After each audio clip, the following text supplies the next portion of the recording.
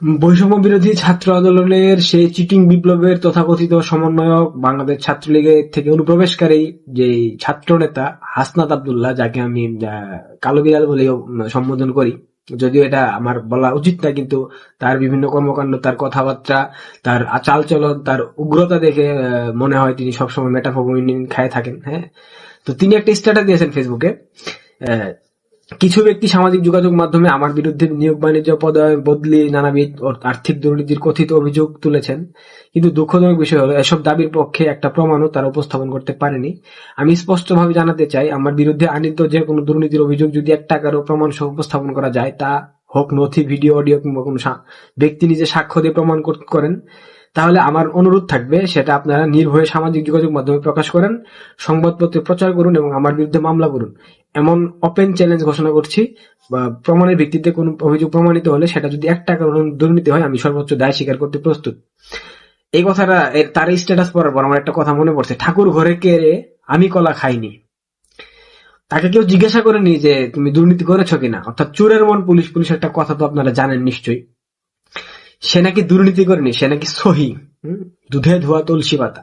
আমার কথা হচ্ছে, যে ছেলেটা একটা টি শার্ট পরে পুরো আন্দোলন চালিয়ে দিয়েছে, যে ছেলেটা শাওমি ব্র্যান্ডের একটা 12,000 টাকা দামের ফোন ব্যবহার করত, সেই ছেলেটা 4 মাসের ব্যবধানে এসে এখন প্রাইভেট কার ছাড়া চলতে পারে না।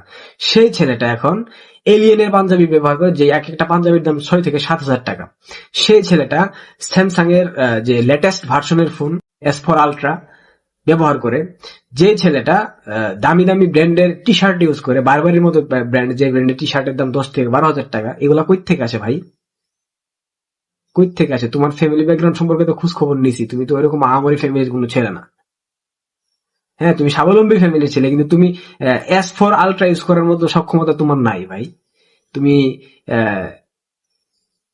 গুলিস্তান থেকে টি শার্ট কিনে পড়তা, তুমি নিউ মার্কেটের ব্যানার থেকে টি শার্ট কিনে পড়তা ওডিসি ঢাকা কলেজের অপোজিটে। হ্যাঁ, আর তুমি এখন বড় বড় বয়ান দিতেছো তুমি দুর্নীতি করো নাই। তোমাদের বিরুদ্ধে যে সচিবালয়, তোমার সচিবালয় কাজ কি ভাইয়া? তুমি হচ্ছে ছাত্র নেতা, তোমার আন্দোলন করা শেষ, তোমরা আন্দোলন সফল করছো, শেখ হাসিনা সরকারকে বিতাড়িত করছো, এখন তোমরা পড়ার মাঠে ফিরে যাও। তুমি পড়ার মাঠে না গিয়ে তুমি সব জায়গায় সভা সমাবেশে ভাষণ দিতেছো, তুমি বক্তব্য দিতেছো, তুমি এই করবা, তুমি হ্যান কারেঙ্গা ত্যান কারেঙ্গা, তুমি কি শিখতে পারবা ভাই? বাংলাদেশ আওয়ামী লীগ মুক্তিযুদ্ধের নেতৃত্বদানকারী দল। বাংলাদেশ আওয়ামী লীগের হাজার হাজার লক্ষ লক্ষ কর্মী সমর্থক রয়েছে। বাংলাদেশের মোট জনসংখ্যার শতকরা 40% জনগণ আওয়ামী লীগের প্রত্যক্ষ কিংবা পরোক্ষ কর্মী এবং সমর্থক। নেতা কর্মীর কথা বাদ দিলাম, তুমি তাদের ছিঁড়ে ফেলবা, খেয়ে ফেলবা।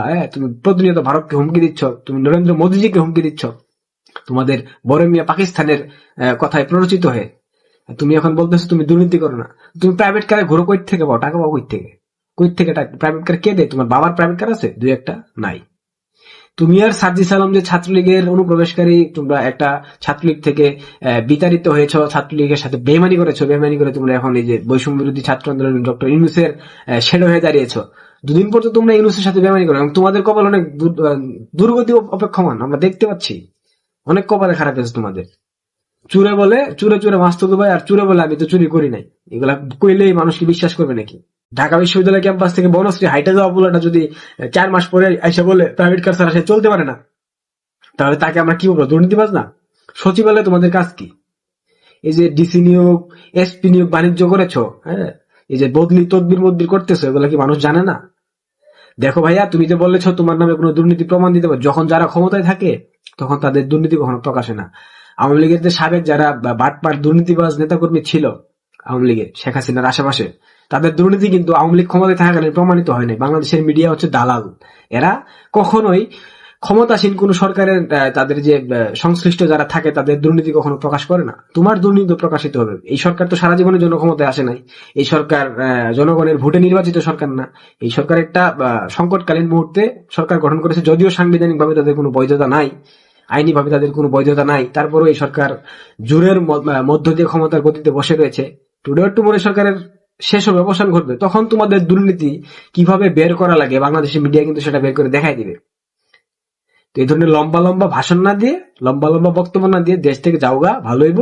হ্যাঁ, নেলে পরে কপালে খুব দুঃখ অপেক্ষমান। সবাই ভালো থাকেন, সুস্থ থাকেন, নিরাপদে থাকেন।